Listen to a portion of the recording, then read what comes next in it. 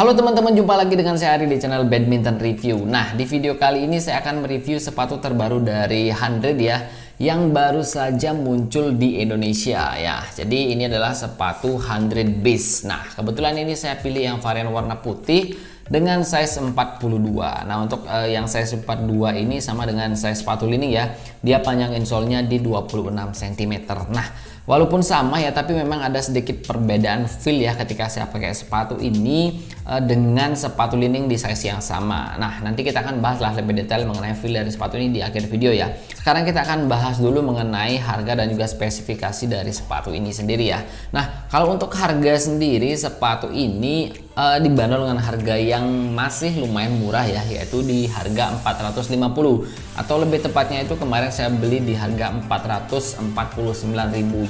Kemudian selanjutnya kalau untuk bobot ya, sepatu ini nggak terlalu spesial karena memang bobotnya sendiri yang kiri itu ada di 309,5 gram dan yang kanannya sendiri dia ada di 310,5 gram. Jadi nggak terlalu ringan tapi juga nggak terlalu berat sih seperti itu. Jadi nggak terlalu spesial lah seperti itu ya. Nah, kemudian selanjutnya kalau untuk bahan ya, pertama di bagian uppernya. Nah, di bagian uppernya seperti biasa lah sepatu zaman sekarang itu menggunakan kombinasi bahan breathable mesh dan juga TPU hot melt seperti ini ya. Nah, ada sedikit bahan synthetic leather ya di sisi bagian tongnya sendiri, tapi ini sedikit banget ya.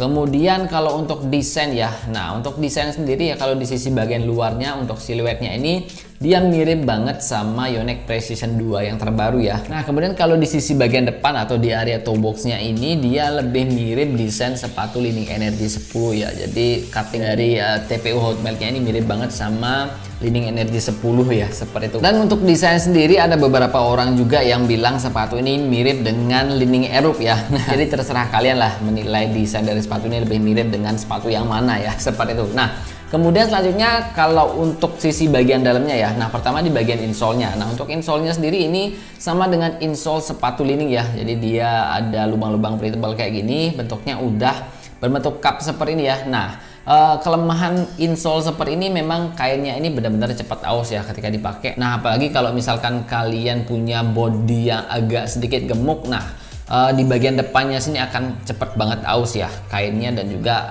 untuk insole-nya ini sendiri ya, seperti itu. Nah, kemudian selanjutnya untuk lining collarnya ya, atau collar liningnya ya, atau pelapis di sisi bagian dalamnya ini standar ya, jadi nggak terasa kasar dan juga nggak terlalu lembut ya, jadi standar lah. Jadi sama seperti sepatu-sepatu di range harga 400 ribuan seperti itu. Nah, kemudian selanjutnya di bagian area top line atau di bagian sponsnya ini dia lumayan tebal ya, jadi bisa menyangga kaki kalian dengan baik ya pas kalian menggunakan sepatu ini dalam permainan seperti itu ya. Jadi berasa nyaman lah kakinya dan juga berasa disupport seperti itu ya. Nah, kemudian lanjut ke bagian midsole-nya ya. Nah, untuk midsole-nya sendiri ini terbuat dari bahan Vylon dengan menggunakan teknologi X-Cushion. Nah, untuk teknologi X-Cushion-nya sendiri ini dilihatin ya di sisi bagian high impact-nya atau di bagian tumit-nya ini ya.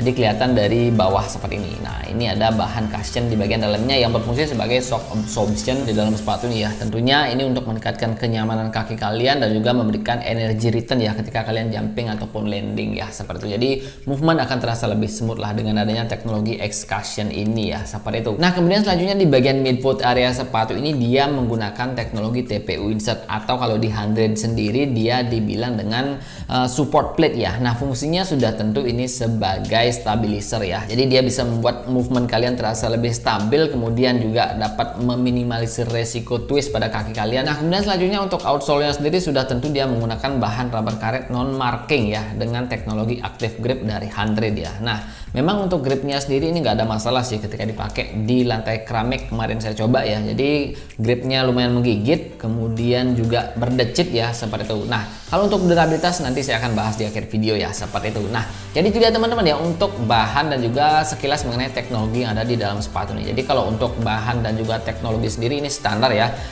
standar sepatu harga 450-an ya, jadi nggak terlalu banyak teknologi.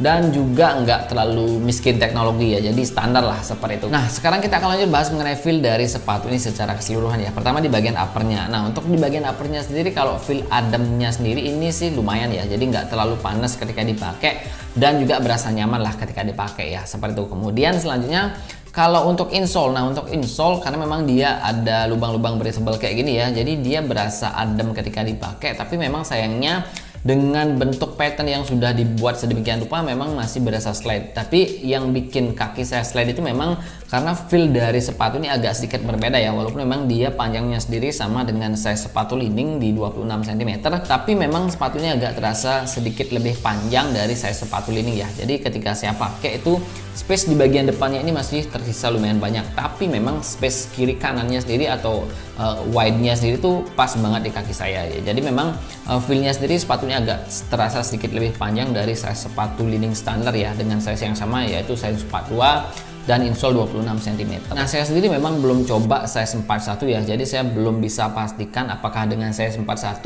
akan terasa lebih nyaman ketika digunakan ya, seperti itu. Tapi overall sih sepatu ini dengan size 42 ketika saya pakai memang banyak slide yang terjadi ya ketika saya pakai sepatu ini, karena memang space di depannya itu masih lumayan banyak ya, seperti itu. Nah kemudian selanjutnya kalau untuk spons di area kaki bagian top line ini nyaman dan juga bisa memberikan support yang maksimal lah ke kaki kalian ya, seperti itu. Nah kemarin itu saya sendiri talinya ini saya agak sedikit kencengin ya, biar slide-nya itu lebih minim ya, jadi movement akan berasa lebih nyaman lah seperti itu. Nah dengan begitu terasa lebih enak ya, dan juga minim slide ya, lumayan membantu lah. Tapi memang di bagian depannya masih aja tetap ada space ya, seperti itu. Nah kemudian selanjutnya untuk feel midsole ya. Nah untuk feel midsole-nya sendiri memang untuk harga 450 sih ini enak banget ya, jadi berasa empuk di kaki, kemudian juga feedbacknya itu berasa minim ya, terutama di area lutut pas kalian jumping ataupun landing ya. Jadi untuk shock absorptionnya itu bisa bekerja maksimal lah ketika kalian bergerak menggunakan sepatu ini, dan gerakan juga terasa smooth. Hentakan-hentakan di kaki itu berasa nyaman ya, jadi nggak terlalu keras lah, seperti itu ya. Kemudian selanjutnya kalau untuk stabilitas sendiri ya, nah untuk stabilitas sepatu ini lumayan ya dengan teknologi TP Unset ini, jadi nggak terlalu lentur dan juga nggak terlalu kaku, jadi pas banget ya ketika dipakai bergerak sepatunya, seperti itu. Kemudian selanjutnya untuk fleksibilitas seperti yang saya bilang tadi ya, dia benar-benar pas, nggak terlalu kaku tapi juga nggak terlalu lentur, jadi enak lah, jadi pas banget ketika dipakai ya, seperti itu. Jadi nggak mengganggu kenyamanan kaki kalian ketika bergerak ya, seperti itu. Nah kemudian kalau untuk feeling grip sendiri ya, nah untuk feeling gripnya sendiri seperti yang saya bilang di awal tadi, gripnya itu nggak ada masalah sama sekali, benar-benar lengket ketika dipakai di lantai keramik dan juga berdecit ya, seperti itu. Nah untuk di lantai karpet sendiri saya rasa sih nggak ada masalah juga ya, tapi memang saya belum coba, seperti itu. Nah kemudian selanjutnya kalau untuk durabilitas ya, pertama di bagian uppernya sendiri memang kalau menurut saya pribadi sih ya, dengan kualitas bahan dan juga kualitas finishing yang seperti ini, kalau menurut saya pribadi sih masih sama dengan sepatu-sepatu lining di range harga 400-500 ribuan ya. Jadi durabilitasnya pasti bagus di bagian uppernya ya, seperti itu. Kemudian untuk insole saya jamin ini akan sedikit lebih cepat aus ya, karena memang insole-nya dia kayak gini ya, jadi breathable seperti ini dan kayaknya agak sedikit tipis, seperti itu. Kemudian selanjutnya kalau untuk durabilitas di bagian midsole itu nggak usah diragukan ya, karena memang jarang ya midsole itu rusak ya, paling cepat ya di bagian outsole-nya ataupun di bagian uppernya. Nah kemudian selanjutnya kalau di bagian outsole-nya sendiri atau di bagian rubbernya, kalau mengenai durabilitas sendiri saya dari awal mereview sepatu itu memang agak sedikit skeptis dengan rubber yang berwarna putih seperti ini ya, karena berdasarkan pengalaman saya rubber yang warna putih itu agak sedikit lebih cepat aus ya kalau kita compare dengan warna-warna lainnya ya. Jadi nggak tahu kenapa, dan ini memang pas kemarin saya pakai itu main 3 set. Nah 3 set dan seperti yang kalian lihat di video ya, memang udah ada sedikit aus seperti ini ya. Memang sih nggak terlalu signifikan kerusakannya, tapi memang udah kelihatan ada sedikit yang rusak-rusak kayak gini. Nah jadi nanti juga saya akan update ya untuk pemakaiannya, apakah rubbernya ini bisa bertahan lama atau enggak. Tapi kalau menurut saya pribadi sih biasanya rubber putih memang agak sedikit lebih cepat rusak kalau kita compare dengan rubber warna lainnya, nggak tahu kenapa ya, seperti itu. Nah tapi untuk kedepannya saya akan update ya pemakaian dari sepatu ini. Nah jadi itu dia teman-teman ya untuk feel yang saya rasakan ketika menggunakan sepatu ini dan juga perkiraan dari durabilitas sepatu ini ya. Jadi secara overall sih kalau misalkan sepatu ini sendiri kalau misalkan di compare dengan brand-brand lain di harga yang sama, menurut saya sih masih bisa bersaing ya. Karena memang dari segi build quality itu bagus, kemudian bahannya bagus, feel-nya juga nyaman. Cuman untuk size-nya sendiri ini agak sedikit menjadi perhatian ya buat kalian, biar kalian juga berasa nyaman kakinya. Buat kalian yang biasa pakai size 42 mungkin kalau beli offline ya bisa dicoba dulu yang size 41, dan juga kalian bisa nanti tulis di kolom komentar ya. Jadi nanti saya akan pin kalau misalkan kalian udah coba yang size 41. Dan juga kalau menurut saya pribadi ya, kelebihan dari sepatu ini memang feel midsole-nya yang terasa nyaman di kaki ya, dan juga terasa empuk seperti itu. Nah, kalau selain dari itu sih hampir sama ya dengan feel sepatu lainnya di range harga yang sama, yaitu 400-500 ribuan ya, seperti itu. Nah, jadi demikian saja ya teman-teman untuk review dari sepatu 100 Beast ini ya. Semoga video ini bermanfaat ya, terutama buat kalian yang penasaran dengan sepatu ini ya. Jadi secara overall sepatu ini masih layak dibeli di range harga 450 ribuan ya. Kalau kita lihat dari kualitas bahan, kualitas finishing, dan juga feel dari sepatu ini sendiri. Nah, jadi demikian saja untuk video kali ini ya. Terima kasih sudah menonton dan sampai jumpa di video berikutnya.